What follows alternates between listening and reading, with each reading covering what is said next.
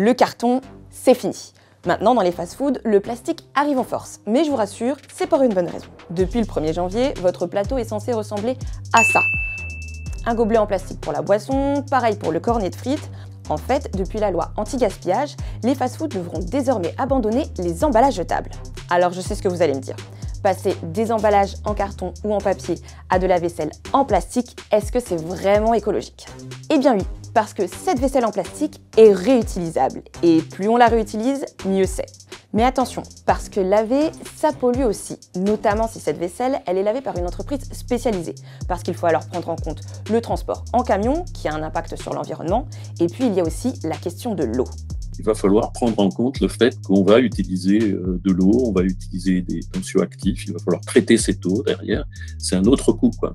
C'est un coût environnemental déplacé, mais qui existe aussi. Mais des enseignes ont plutôt opté pour le lave-vaisselle sur place. Si vous les lavez dans un lave-vaisselle industriel sur place, bon, il n'y a pas les trajets, vous ne les comptez pas en termes d'impact, et les lave-vaisselle industriels sont optimisés. Donc ils utilisent très peu d'eau et très peu d'énergie. Cependant, certaines associations écologiques regrettent le choix de favoriser le plastique, à l'instar du verre ou même de la porcelaine.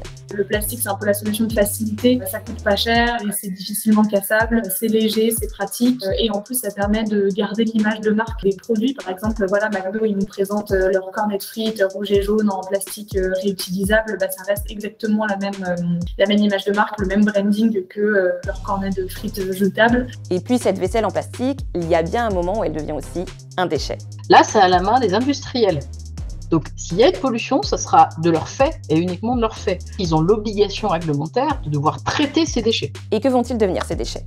Il faut savoir que des enseignes comme McDonald's ou Burger King ont fait le choix d'utiliser comme plastique du tritan ou du polypropylène. Le polypropylène, on le connaît depuis un moment. On le sait le recycler de manière très très simple en le refondant et puis en le faisant reprendre une forme. Alors, on y perd un peu à chaque fois qu'on recycle dans ses propriétés, mais on arrive à faire des choses. Par exemple, il y a des pare-chocs de voitures qui sont faits avec d'anciens polypropylène ou polyéthylène. Le tritan, c'est un polyester, et les polyesters, on sait aussi les recycler. Dernier problème, et il est plutôt de taille, la vaisselle réutilisable ne concerne que les commandes sur place. Or, les livraisons ou la vente à emporter, ça peut représenter jusqu'à 70% du chiffre d'affaires dans certains établissements. Ce sont donc des milliers et des milliers de tonnes d'emballages jetables qui vont continuer à être utilisés pour le moment.